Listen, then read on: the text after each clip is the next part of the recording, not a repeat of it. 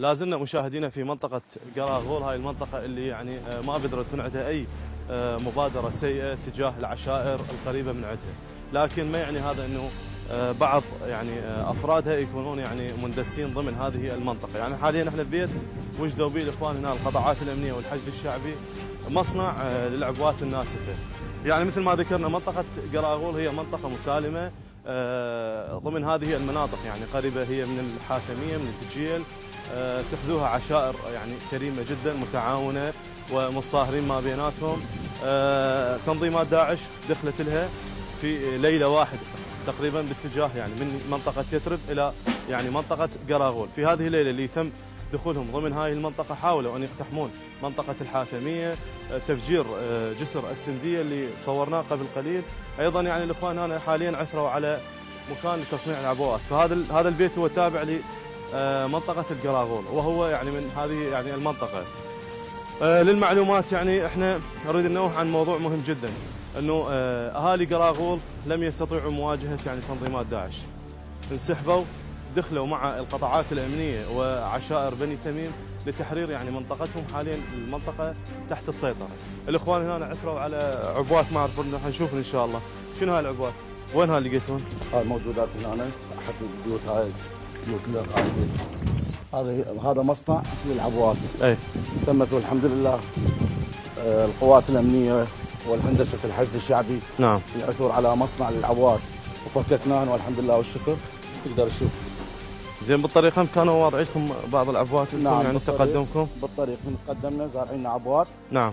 والهندسه التابعه للحشد الشعبي الحمد لله والشكر فككتها ودخلنا بامان الحمد لله. ان شاء الله. يلا خلينا نشوف. يعني دافين هنا كانوا؟ هاي يجهزون العبوات هنا يضموها. نعم.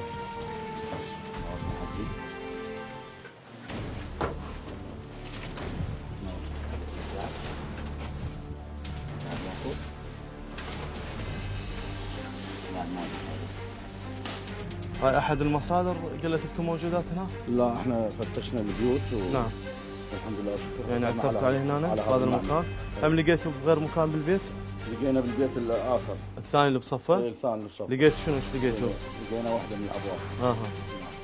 يعني هذا يعتبر هو مصنع؟ هذا شو يعتبر؟ هذا تصنيع العبوات. هذا هنا يجهزون العبوات يقومون بتطفيف المنازل والطرق. عبر هذا التليفون. هذا التليفون إعاقة تقدم القوات الأمنية. نعم. والمنازل تفخيخ المنازل هذا يقومون. نعم. الشارع وجدتوا به عبوات من تقدمتوا فككتوهن؟ هذا الموبايل يستخدمونه. هذا على الاتصال. نعم. هذا نعم. طفي هذا ما يحتاج بعد. نعم نعم نعم. هاي الافتان التجارية. هذا الكتل. نعم نعم. هذا القداح. هذا القداح مالته. نعم. وهذا من نوعية خاص يعني. شنو هذا بس هذا قداح. ناخذ نبذة عنه حتى ايضا الاخوان. هذا قداح هذا مو؟ هذا هم قداح هذا. نعم. هذا يكون هاي شنو هاي؟ بالبيت هذا نفس هذا البيت حطيتوا عليه؟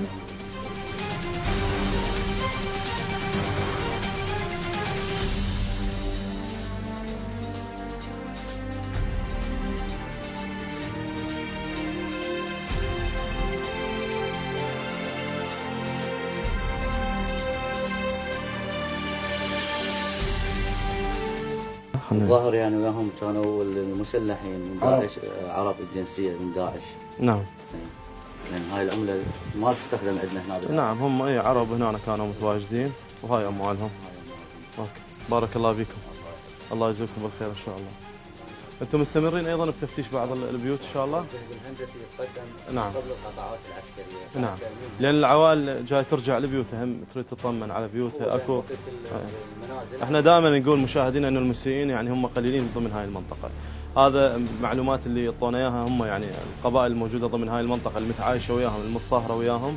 نحب نركز على موضوع مهم جدا، انه يعني قرية قراغول يعني هي قرية مسالمة، قرية لم يبدر منها اي شيء. اتجاه يعني القرى المحاذيه، لكن نرجع نقول انه يعني توجد بعض العناصر يعني الارهابيه المندسه ضمن هذه المنطقه اللي يعني ساهمت مساهمه فعاله يعني بدخول بعض تنظيمات داعش ليل البارحه، وبالتالي يعني هذه العشائر تحاول ان تحافظ على منطقتها، على الهدوء اللي موجود ضمن هذه المناطق، تصدد لها مع القطاعات الامنيه، وحاولوا انه يعني يبعدون هذه التنظيمات ويرجعون اهل المنطقه، يعني اهل قراغول حاليا هم متواجدين وبداوا يعني يتوافدون على يعني بيوتهم الموجوده هنا، وان شاء الله راح ترجع هاي المنطقه كما كانت هي في السابق.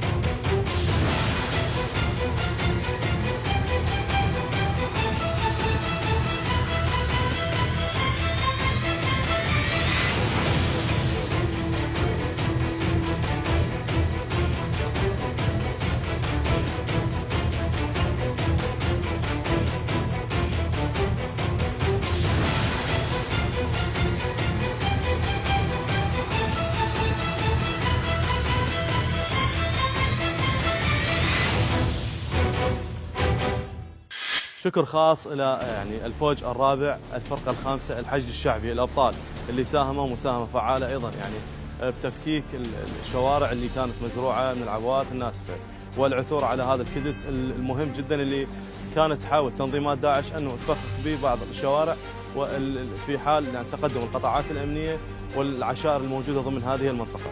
شكر خاص الى هؤلاء الابطال.